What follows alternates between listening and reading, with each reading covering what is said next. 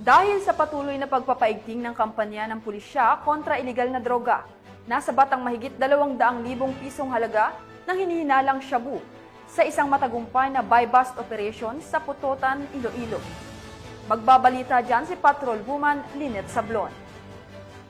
Umabot sa 204,000 pesos ang tinatayang halaga ng hinihinalang shabu ang nasamsam ng mga otoridad sa isang matagumpay na buy-bust operation na isinagawa sa Barangay Zaraque, Putotan, Iloilo dito lamang 25 ng Hunyo, taong kasalukuyan. Kinilala ang suspect na si alias Saddam, 34 na taong gulang, lalaki at residente ng nasabing barangay. Ayon sa ulat ng Putotan Municipal Police Station, nakumpiska mula sa suspect ang 7 heat seal transparent plastic sachet na naglalaman ng inihinanang shabu na may kabuuang timbang na higit sa 30 gram.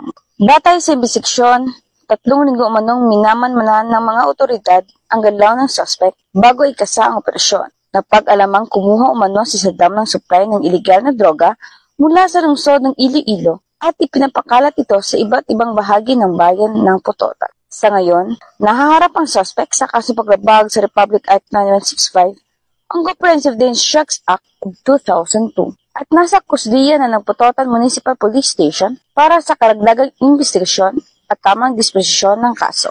Patunay ito ng patuloy na dedikasyon ng Philippine National Police sa paglaban sa iligal na droga at sa pagbibigay ng ligtas na pamayanan para sa bawat Pilipino.